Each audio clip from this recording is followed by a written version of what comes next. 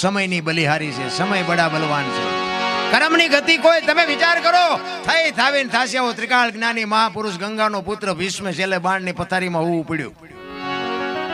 કાલ શું બનવાનું ઈ જેને ખબર હોય, પોતાના મૃત્યુને બાપુ પાછું જો ઠેલી શકતો હોય તો આ મહાપુરુષ કેવો હોય છે. કુરુક્ષેત્રના મેદાનમાં જેથી બાપુ હામ આવીને ઉભા રહ્યા ને, તેથી કૃષ્ણ પરમાત્મા પાંડવના પક્ષમાં હતા અને ભીષ્મ બાપુ કૌરવના પક્ષમાં હતા. અને ભીષ્મ કૃષ્ણને કહે છે કે તું જે પક્ષમાં હોય પક્ષ હારે નહીં, પણ દુર્યોધનનું અનાજ મેં ખાધું છે એટલે મારે સેનાપતિ બન્યા વગર છૂટકો નથી. કૃષ્ણ કહે છે દાદા મારે કઈ હથિયાર ઉપાડવાના નથી, હું તો એક અર્જુનનો રથ લાવનાર સારથી છું. ત્યારે ભીષ્મ મનોમન કહે છે કે બીક તારી એકની જ લાગે છે, બાકી આ દુનિયામાં એવી કઈ તાકાત હતી કે ભીષ્મને હરાવી શકે. એવો ભીષ્મ ઈ કે તમે હથિયાર ન ઉપાડો એવું બને નહીં. ભીષ્મ કહે છે કૃષ્ણને, અને કૃષ્ણ બાપુ આમ પ્રતિજ્ઞા કરે છે ગમે એવું યુદ્ધ જામે ને તો હું તમારી સામે હથિયાર નહીં ઉપાડું, આ તમારી સામે પ્રતિજ્ઞા કરું. અને એને પ્રતિજ્ઞા કરીને તરત જ બાપુ ભીષ્મએ પ્રતિજ્ઞા કરી કુરુક્ષેત્રના મેદાનમાં જો હથિયાર તને ન ઉપડાવું તો હું ભીષ્મ નહીં ભાઈ. અખિલ બ્રહ્માંડના માલિકની પ્રતિજ્ઞા તોડાવતો હોય ઈ સિદ્ધ પુરુષ કેવો છે. એને જો બાપુ કરમ ન છોડવું હોય તો આપણે આંકડા તો કાઢો, આપણે કેટલાના બૂસ માર્યા છે, કેટલાનું ઊભું સાર્યું છે, નહીં ભોગવવું પડે? અરે કોઈ દી ન છોડે રામ. ચોથા દિવસનું યુદ્ધ, ચોથા દિવસ ઉગ્યો ને, 18 દિવસના યુદ્ધમાં ચોથો દિવસ ઉગ્યો ને, અને બાપુ ભીષ્મ એવો ક્રોધિત થઈ ગયો ભાઈ. અને એ કે કાલની તારીખમાં ન પાંડવી પૃથ્વી કરી નાખું, ધરતી ઉપર પાંડવ જેવું નામ ન રહેવા દઉં. અને બાપુ કૃષ્ણ પરમાત્માનું કાળજું થડાક ઉછડાક મીંડું થવા કે દાદો બોલ્યો છે. કાલનું પરિણામ શું આવે કાંઈ કહેવાય નહીં. દાદો એમ બોલ્યો છે કાલ પાંડવોને રહેવા ન દો. અને રાતે નીંદર નથી આવતી કૃષ્ણને. અને આવી રીતે પૂનમની રાત્રે ચંદ્રમા ઉપર છે, અંજવાળિયું છે, અને કુરુક્ષેત્રના મેદાનમાં કૃષ્ણ વાયા હાથ રાખી અને મેદાનમાં આટા મારે છે, વિચાર કરે છે કાલનો શું નિર્ણય લેવો. અને રાતે એમાં રખડે, એમાં એક બેન દેખાણી, એને સફેદ વસ્ત્ર પહેરી અને એક માં બેઠી છે. એટલે કૃષ્ણ વિચાર કરે કે અત્યારે આ રાતના ટાઈમે આ કોણ છે બૈરું. ત્યાં જઈને કીધું કોણ છો માં? અને આમ બાપુ એ જોગમાયા ઊભી થઈ હો. એ કે હું ગંગા છું, ભીષ્મની માં છું. હે કે ભીષ્મની માં છો કે અટાણે માં અહીંયા? એ કે કાલ મારો દીકરો આય પડવાનો છે અને કાંટા ને કાંકરા નો વાગે, કાંટા ને કાંકરા વીણું છું. કૃષ્ણ પરમાત્મા ચકરી ખાઈ ગયો. ઓલો કે છે કાલ પાંડવો નો રહેવા દઉં, જનેતા એમ કે છે કે મારો દીકરો કાલ આય પડવાનો છે, આમાં સાચું શું? ભગવાનને ઘૂમરે નાખી દીધા.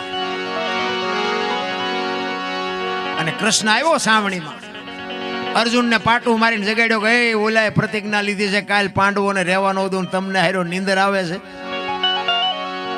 અર્જુન આંખું સોળતો કે તું જાગસ પછી અમારે શું જાગીને કામ છે. એટલે લગામ તો બાપુ છે ને હોંપી દેવાય. હું તો એમ કઉ છું લગામ હાથમાં રાખીને મોટો મેં આંક્યો એવો પાવર ન કરો, હારો માણા હોય ને હોંપી દેવાય. અને કૃષ્ણ વિચાર કરે છે, અર્જુનને કહે છે કે કાલ તારે આગેવાની શિખંડીની લેવાની છે. કાલ તું રથમાં આગળ શિખંડીને રાખજે. કારણ કે બાપુ કૃષ્ણએ કપટ તો કર્યું જ છે. એટલે અર્જુન એમ કે છે અમે હું બંગડીયું પહેરી છે શિખંડી. ઈ કે હું કહું એમ કરીને ભાઈ એમાં તમારા ડાળિયા નહીં આવે. અહીંયા હું કહું એમ કર, નકર કાલ ભીષ્મ છે ને મેદાનમાં દડે રમે એવું કરી નાખશે, કાંઈ નહીં રહેવા દે. તું શું માનસ ભીષ્મને, તું શું માનસ?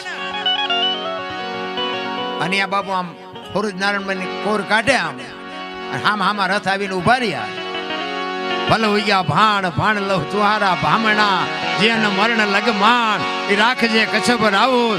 ઉગ્યો તું હરવડ જળાળ બીજો કિરણો પાથરવા. આમ હામાં રથ આવીને ઉભા રહ્યા. અને આમ શિખંડીની આગેવાની જા જોઈને ભીષ્મએ હથિયાર મૂકી દીધા કે તમારી જાતના બાય લાવો, મને તમે છેતરો, નગર તમારી એવી કોઈ તાકાત નથી કે તમે ભીષ્મને હરાવી શકો. અને પછી કૃષ્ણ અર્જુન ને કહે છે કે હવે માર બાણ. ઈ કે પણ હવે આમને ઈ કે માર, હું જે તને કહું એ કઈ નગર કઈ નહીં રે આયા, મારું નહીં કામમાં આવે. અને ભીષ્મ ને બાપુ રૂએ રૂએ બાણ માર્યા અને ભીષ્મ પડ્યા ને પછી ઈ જ વખતે બાપુ માં ગંગા પ્રગટ થયો હો ને સગેલ ત્રાંબા જેવી આંખો થઈને આમ કૃષ્ણ પરમાત્માની સામે જોયું કે મધુસૂદન મારા દીકરાને દગો કરાઈને મર્યો ને, પણ એ શિખંડીને ત્યાં રખ્યો તો ને આગળ. કૃષ્ણને કહે છે ગંગા, એ શિખંડીને આગળ રાખ્યો ને કદાચ શિખંડીની જગ્યાએ જો તું ઊભો હોત ને તો તને ખબર પડત કે ગંગાના ધાવણમાં કેટલી તાકાત છે, કેવી જનેતા હશે. મારા બાપ ધરાવીને ધાનનો નીપજે ને કોડવીને માડું ન હોય, જેળ જકરા નીપજે જેની જનેતા ઓથલ હોય. હારી માં વગર બાપુ હારા દીકરા કોઈ દી જિંદગીમાં ન થાય. હું તો બેનું દીકરીઓને ખાસ કહું કે આજે તમે ધારો એવા દીકરા પેદા કરી શકો, પણ હવે તમે આ ફેશનમાં દી ઉઠેડ્યો કોને કેવું ભલામણ. જ્યાં જ્યાં ધર્મ ધ્રુજો ને બાપુ પુરુષ નથી પૂગી ગયો ને આ આબરૂ બાપુ દીકરીઓએ રાખી. તમે કહો તો હવાર સુધી દાખલા આપું ભલામણ. પુરુષથી પત્યું જ નથી. સગાળસાની ઝૂંપડી આવ્યો ને તેદી બાપુ દીકરો કપાયો. લાંબી વાત છે, ટૂંકામાં કહું. દીકરો કપાયો ને પછી કીધું તમે વાંચ્યા થઈ ગયા, હવે મારે ખવાય નહીં. એ થાળીને ઠેબુ મારીને ઉભો થઈ ગયો અને તેદી સગાળસા બાપુ ભાંગીને ભૂકો થઈ ગયા ને ચંગાવતી લગામ હાથમાં લીધી હતી. તેદી વાણિયાની દીકરી, વિચાર કરજો તમે, ઉંદરડું મારી શકે દીકરો કેમ કાપ્યો હોય છે. અને તેદી સગાળસાને કહે છે કે તમે બેહી જાઓ, હવે બાવાનું હું સંભાળી લઈશ. બાવા આમ હાલતો થવાની તૈયારી કરીને ઈ જોગમાયા હાથમાં કટાર લઈ હણકો કાઢી વાળ છૂટા મૂકી અને ખડકી આડી કરી કે બાપુ બેહી જાઓ, જમ્યા વગર નથી જવાનું.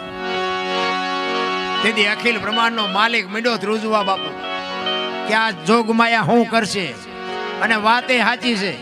આ છે ને આ બધી જોગમાયા છે, બાંધી મૂઠી રાખવી. નકર જો ઈ ધારે ને કે પાણી નથી ભરવું તારું, કટકા કરી નાખો, નો ભરે રામ. એ હસવાય ત્યાં સુધી હાસવી લેજો. શક્તિ છે એ જ્યાં સુધી બધું હાલ્યું જાય ત્યાં સુધી સારું છે. બંધ મુઠીએ નકર રે ધોયેલ મૂળા જેવા. અને બૈરાની કિંમત તો ચારે થાય. બૈરું બહાર ક્યાં વયું જાય ને તારે 4-4 દિના યાઠા ભેગા થયા હોય, હંજવારી કાંઠે છે ને કઈ કિંમત થાય. દીકરી છે ને બાપુ, એ દીકરી છે. ચંગાવતી એમ કે છે બાપુ જમ્યા વગર જવાનું નથી, બેહી જાઓ. ઈ કે પણ તમે વાંચ્યા, ઈ કે પણ બીજો દીકરો જોવે છે ને, બીજું શું જોવે તમારે, બેહી જાઓ. તેદી બાપુ રણચંડી વાણિયાની દીકરી બનીને બોલતી હોય કે બાપ જાણી તને કહું છું બાબા, મારા પેટ છે મહિના 5, આશરો સીતારામનો કોઈ જો ના જાય નિહારા. ઈ કે બેહી જાઓ બાબા, જમ્યા વગર હવે નહીં દઉં જાવા. તેથી બાપુ આમ કટાર ઉપાડી કે હવે તો લડી લેવું છે, કદાચ માથું ઉતારવું પડે તોય શું. આમ કટાર કરી મારા પેટમાં 5 મહિનાનો ગર્ભ છે ને, ફાડીને બાવા રાંધીને તને ખવડાવું. હમણાં બેને કીધું ને કે કાઠિયાવાડીમાં કોકદી ભૂલો પડી જા ભગવાન, એક વાર થઈ જા અમારો મહેમાન સરક ભૂલાવી દઉં. સાંભળા શું કામ? અમારા ઘરમાં એક દાણા હે તો તને રોટલો ખવડાવું છું, નકર પાણીનો લોટો ભરીને ઉભા રહીશું. પાણી એ નહીં હોય, દાણા નહીં હોય, તેથી દીકરા કાપીને ખવડાવું છું. પણ આવી તો કરો પાયડા. એક ઝૂંપડીએ બાપુ ક્યાં નથી આવ્યો. મીરા પાસે આવ્યો, સગાળસા પાસે આવ્યો, મોરધ્વજ રાજાને અહીંયા આવ્યો, સીબી રાજાને અહીંયા આવ્યા. નરસિંહ મહેતાના 52 કામ કર્યા. શું લોન લીધી છે ને? હું કામ 52 કામ કરવા પડે? આ ભગવતી બેઠી બાપુ, તમે એની અરે સુરતા રાખો. 52 નહીં, 52 કરે. હું સાક્ષી પૂરું તમારા. પણ હાંકડીમાં આવો ને તેથી આ નાળિયેર માનો ને પછી આઈન પા મોઢું ન કરો. એને નથી ખબર તેમ કેટલા ડાયા છો.